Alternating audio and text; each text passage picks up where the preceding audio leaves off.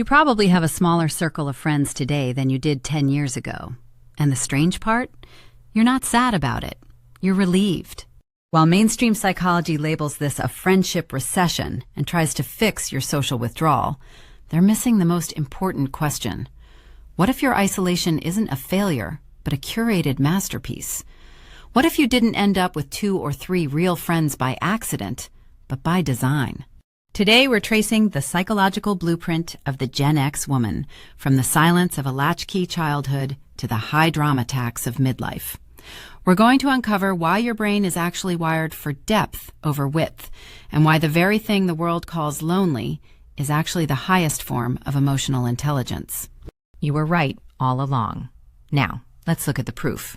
AARP has been surveying Americans over 45 about loneliness for years. And across multiple waves of that research, the numbers land in the same place. Roughly 4 in 10 adults in midlife report feeling lonely at least some of the time. That statistic gets a lot of attention. People write articles about it, worry about it, build entire public health campaigns around it. But buried inside the same conversation is something almost nobody talks about. The Survey Center on American Life published a major report on American friendship in 2021, and what they found flips the narrative completely. Younger generations are significantly more anxious about whether they have enough friends than older ones are. Gen Z, the generation that grew up with 200 followers in a group chat for every occasion, is considerably more stressed about their social lives than women in their 40s and 50s. The people with the biggest digital networks are the ones losing sleep over connection. You're not. So before anyone diagnoses you with a friendship problem, it's worth asking whether you actually have one. There's a real distinction between loneliness and selectivity that gets collapsed all the time. Loneliness is the gap between the connection you want and what you actually have. That gap hurts because it's unwanted. Selectivity is something different. It's choosing the gap deliberately. It's looking at the group chat that never stops pinging, the friend who needs to debrief every minor inconvenience, the birthday dinner you'd have to perform your way through for 3 hours, and deciding your energy isn't going there. That's not withdrawal. That's a preference with a reason behind it. Think about what social maintenance actually costs at this stage of life.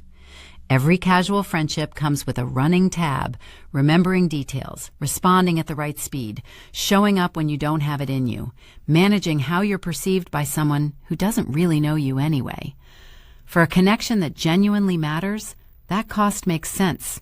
You pay it without thinking because the return is real. But for a surface-level relationship built mostly on proximity or shared history that stopped being relevant years ago, that tab never closes, and you're the one picking it up every time.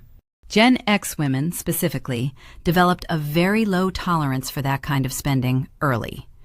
Not because something went wrong, but because something went right. You got good at reading people, good at knowing fast whether someone was going to be worth the investment, and good at not pretending otherwise when the answer was no. What gets labeled as pulling back or being hard to reach is usually just the result of having accurate accounting. You know what connection actually costs. You know what it's worth.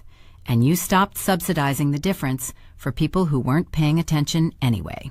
So if Gen X women aren't lonely, if the data says you're less anxious about this than generations half your age, the real question is where that came from. What built this? Because it didn't happen in your 40s. It started much earlier, and the starting point was not comfortable. More than 90 of the people watching this video right now are not subscribed. If you're starting to see that your small circle isn't a social failure, but the exact outcome of the independence you were forced to build as a child, you belong here. Subscribe to the channel, hit the bell, share this with one person who needs to hear this. Now let's continue. Think back to being a kid. Not the nostalgia version, the actual version.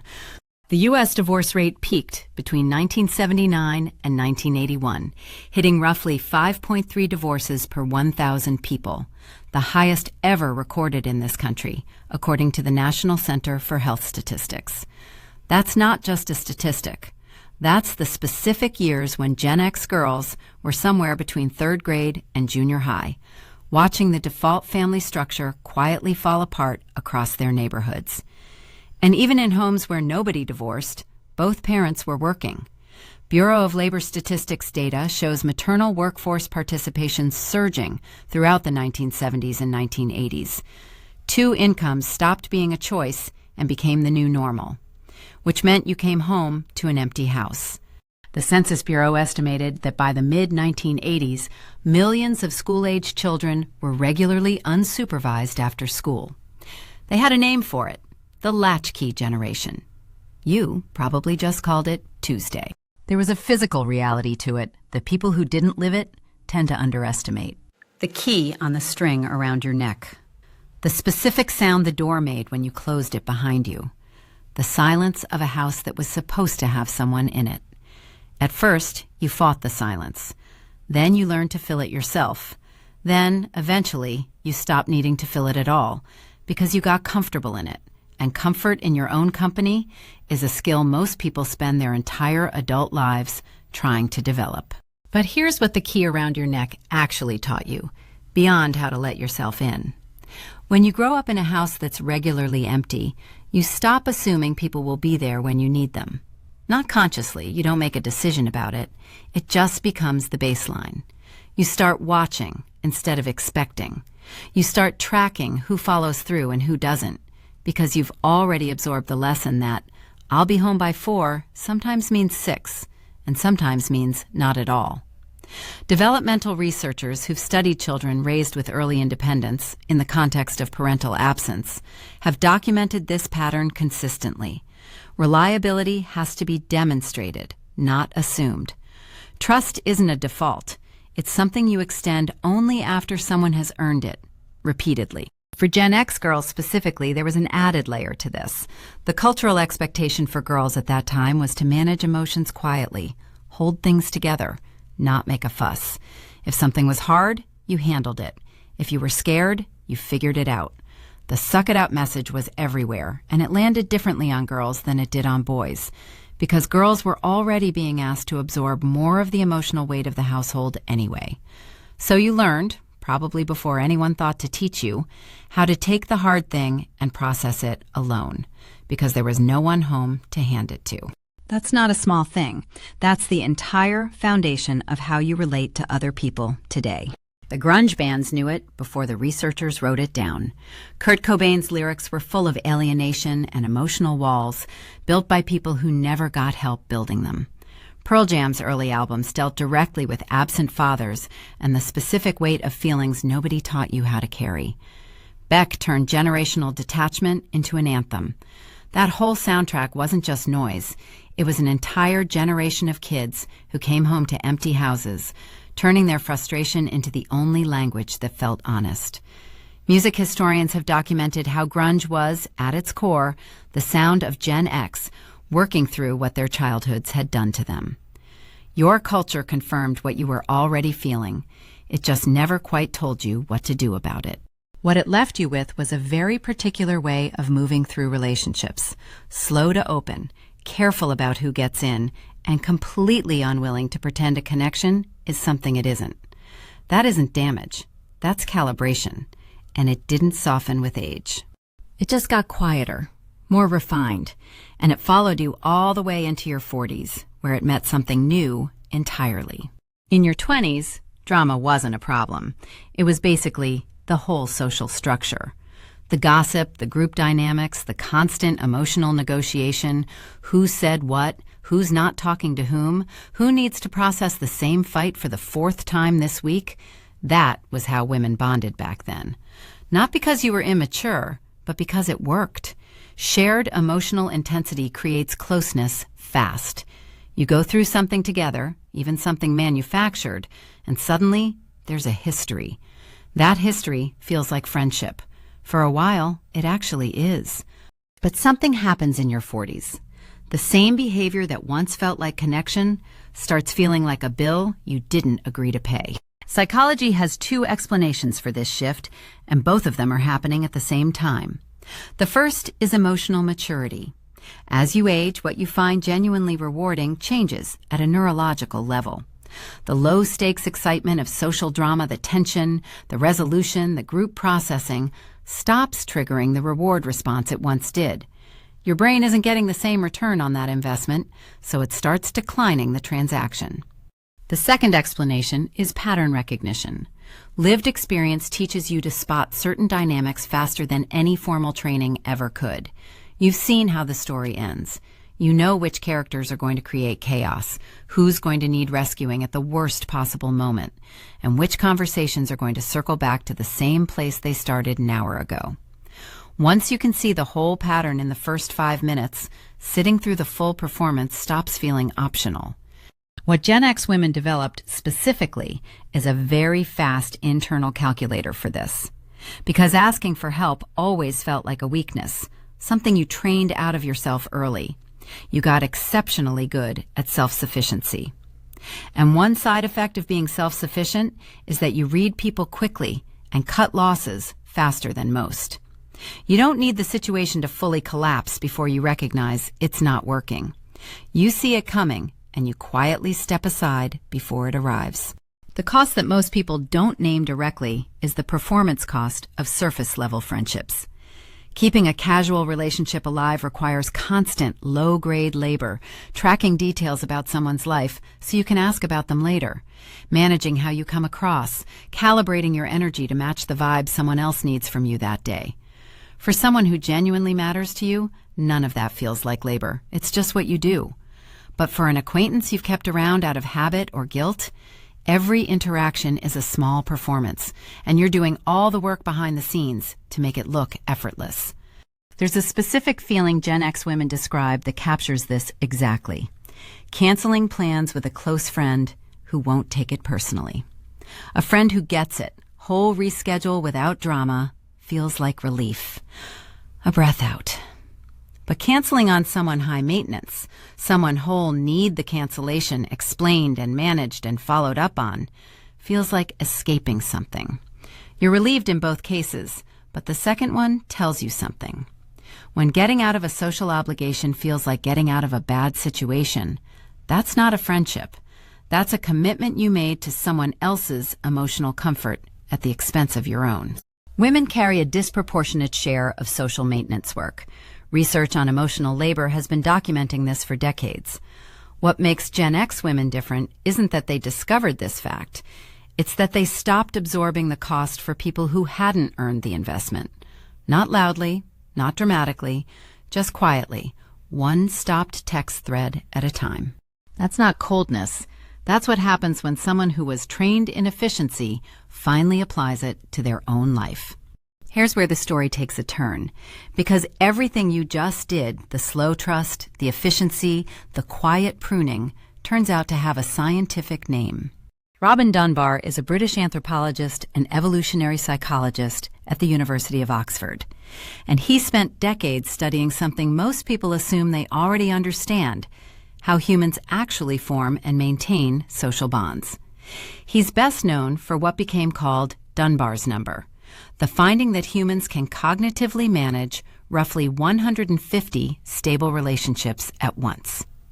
That number gets cited a lot, but the number most people miss is buried inside it.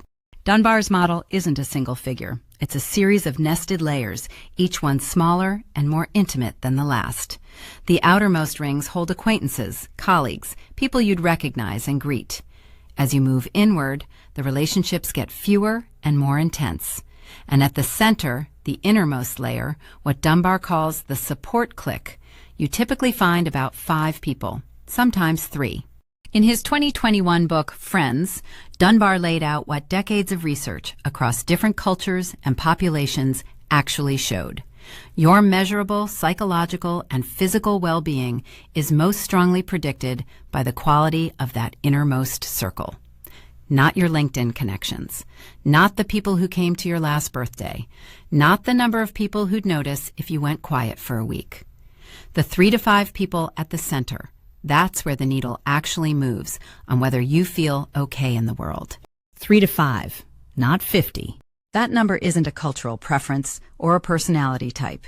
It's a biological ceiling. The human brain, under normal conditions, simply can't maintain the level of emotional investment required for true closeness with more people than that simultaneously. Trying to do so doesn't make you more connected. It spreads you thin enough that none of the connections reach the depth where they actually do something for you. Research published in the Journal of Personality and Social Psychology backs this up from a different angle. People who concentrate their relational investment in a small number of close relationships consistently report higher life satisfaction, recover from stress more effectively, and demonstrate greater capacity for empathy than people who spread the same energy across large, shallow networks. The data isn't close. Depth of connection outperforms breadth of connection on every outcome that actually matters for how your life feels from the inside. What this means for you is straightforward, but it's worth saying directly because it contradicts a lot of what you've probably been told. The thing Gen X women have been doing, the thing that gets quietly framed as a social problem, as pulling back, as being hard to get close to, is not a symptom of anything. It's the answer. Your support clique of 2, 3, maybe 4 people isn't a consolation prize for someone who couldn't maintain a bigger network. It's the exact configuration the research says produces human social health. You didn't arrive here because you read Dunbar. You arrived here the same way you arrived at most things, by figuring out what actually worked and quietly dropping what didn't. The science just caught up and put a name on what you'd already built. But that raises a real question, and it's the one worth sitting with before we move on. If a small circle is the right answer, if 3 to 5 people is genuinely the biological standard, not a personal failing, why do so many Gen X women still report feeling lonely sometimes? Why does the correct-sized circle occasionally feel like no circle at all?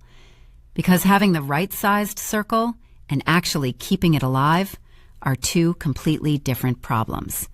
And midlife has a very specific way of making the second one harder than anyone warned you it would be. Here's what happened after the circle got small and the wire went quiet.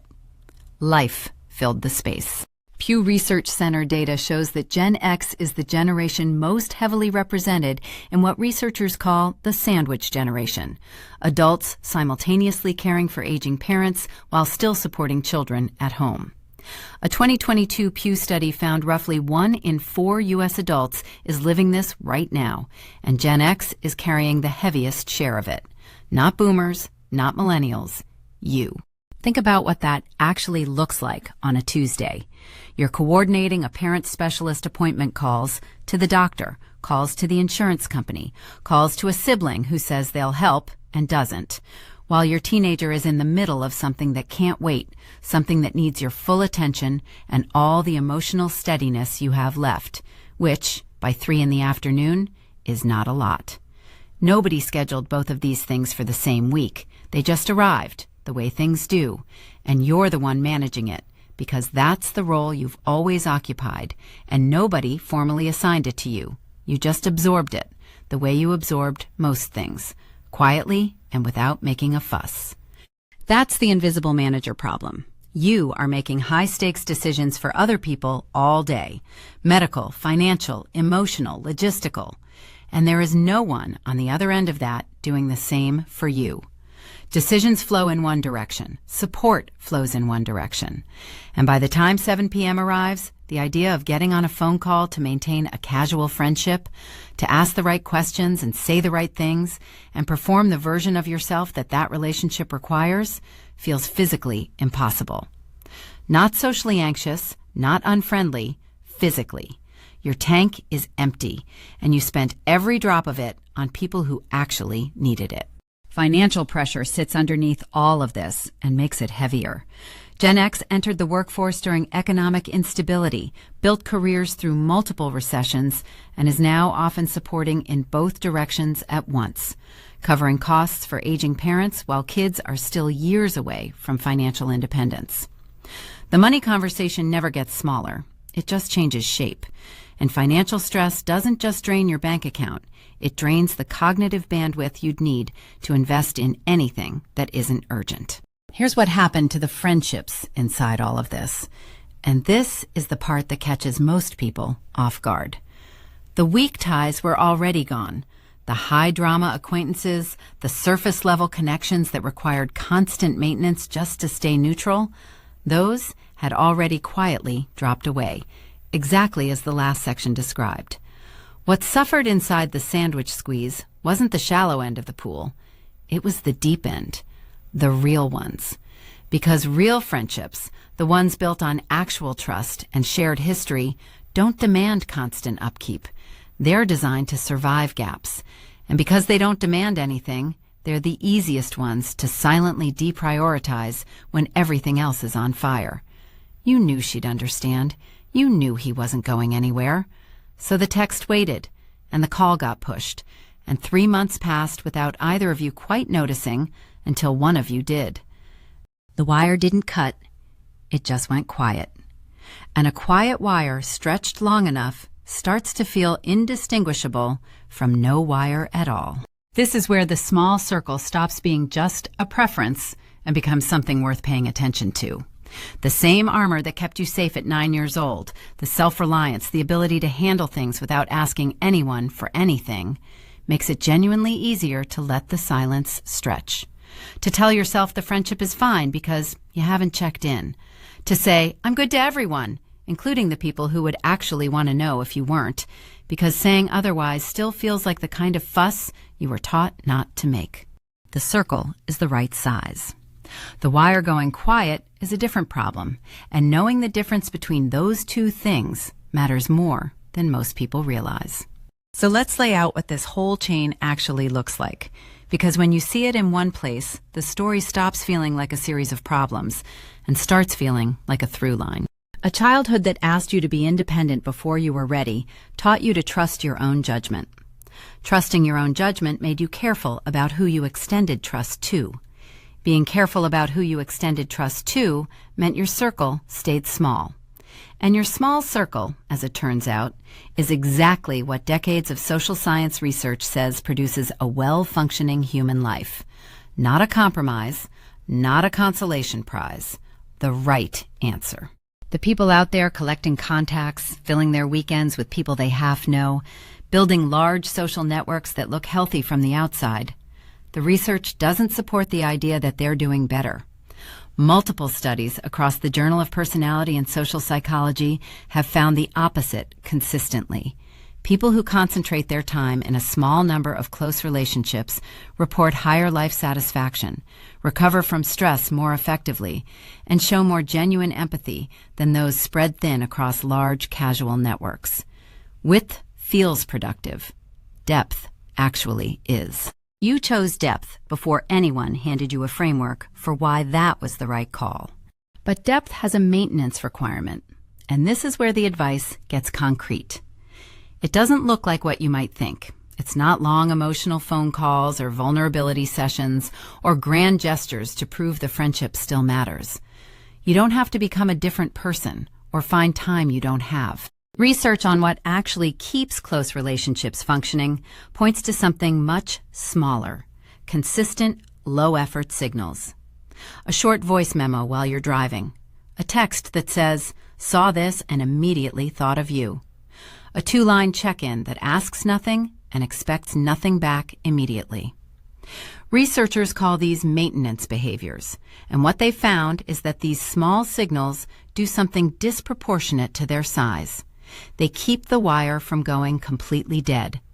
They remind both people that the connection is still there, still real, still worth the next conversation, when life eventually slows down enough to have it. The bar is genuinely that low. The only thing that actually kills a strong friendship is extended total silence. Not a gap of weeks, not even months in most cases, but the kind of silence that goes long enough that reaching out starts to feel awkward, and the awkwardness makes the silence longer, until eventually reconnecting would require explaining why you disappeared, and that feels like too much, so you don't. That's the only version of this that doesn't recover on its own. Everything short of that is fixable in the time it takes to send a text.